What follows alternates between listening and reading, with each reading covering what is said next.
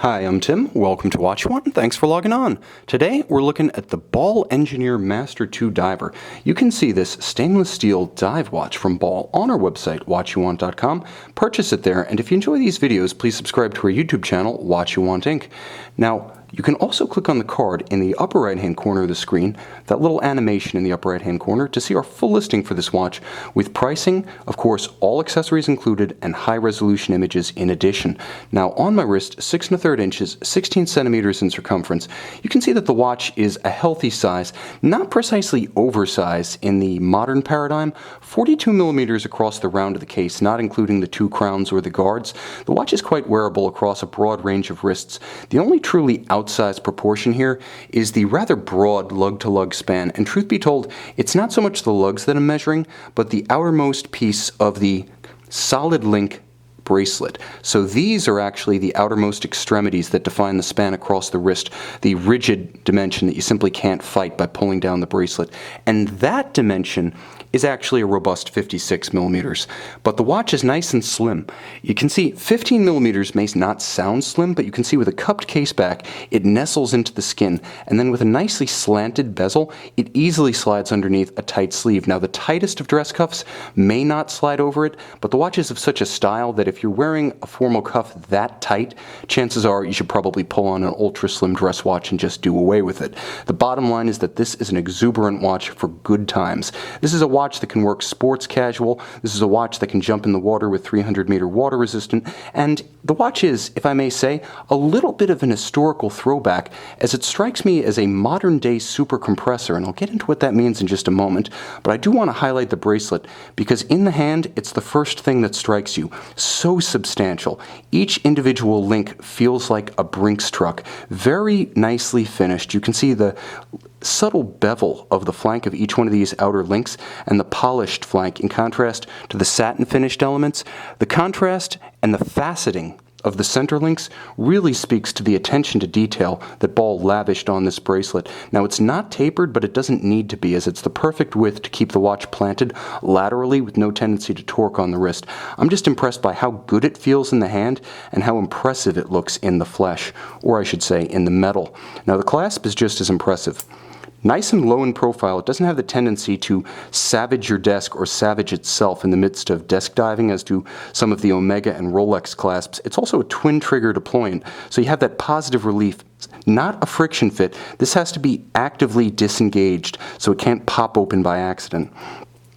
Now on the case back, you can see Ball has given you a little bit of eye candy. You can see that it is in fact a engineered diver, and it's nicely embossed with a clever design just to add a little bit of visual flair to the watch.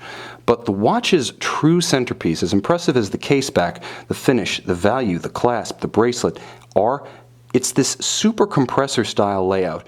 Again, that term, it reminds me of the 1960s Irvin Piqueret super compressor cases. Now those were cases sold to everyone from Longines to Jaeger-LeCoultre that featured an internal rotating bezel. And this has that feature. It is unidirectional, and so you have a bezel that gives you all the functionality of a dive watch, but because it's protected within the case, you have it fully loomed with what are known as tracers, or tritium-filled tubes that glow without any kind of activation.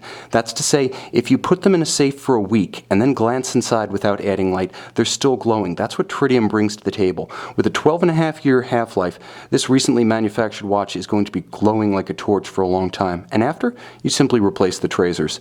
The bottom line is that the watch should glow well for approximately 20 years using the self-activating illumination technology, and because the bezel is in there, there's no danger of the luminant being scratched off, so the entirety of it can be illuminated.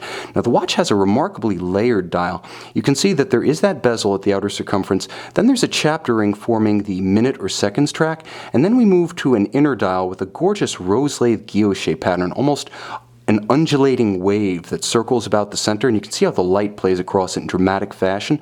There are also beautiful applied Arabic numerals that give still more depth to the dial, and then finally we have the practicality of a day and date function. Now inside we have an ETA 28362 based caliber. It's known as the Ball 1102, but being based on the 2836, it has both the day and the date. Now the 2836 is sometimes used as a day or a date, and other times it's used as a GMT with a second time zone with that second 24-hour wheel simply serving as a reference hour hand.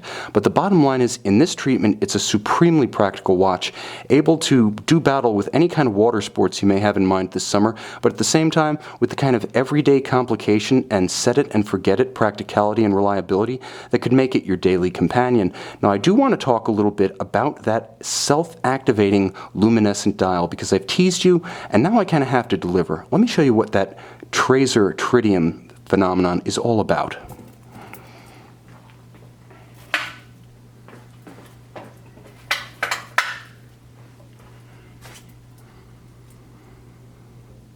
Okay, now we slowly adapt to the nighttime subtlety of self-activating Loom. It's more subtle than Luminova, and you can see that to good effect. It's the kind of thing that takes a moment or two to resolve, and once it does, you instantly know what you're looking at, both in terms of the location of the bezel about the dial, as well as the hands at center. Again, 52 tritium-filled glass cells on the dial are self-luminescent, so 10 years from now, if I were to take this watch out of a safe, it would still be glowing. It's not quite as brilliant as Luminova, but we know that after the initial shock of light, Luminova fades to a glow much like this.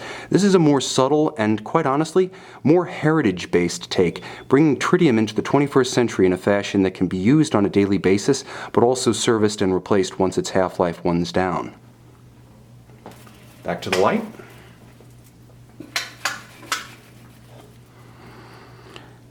The Ball Engineer Master 2 Diver is a unique take on the traditional internal bezel dive watch. With tritium tracers, the practicality of a day date, a handsome bracelet, and impressive build quality in the hand. This is superb value in a versatile watch. See it and buy it on our website, watchyouwant.com.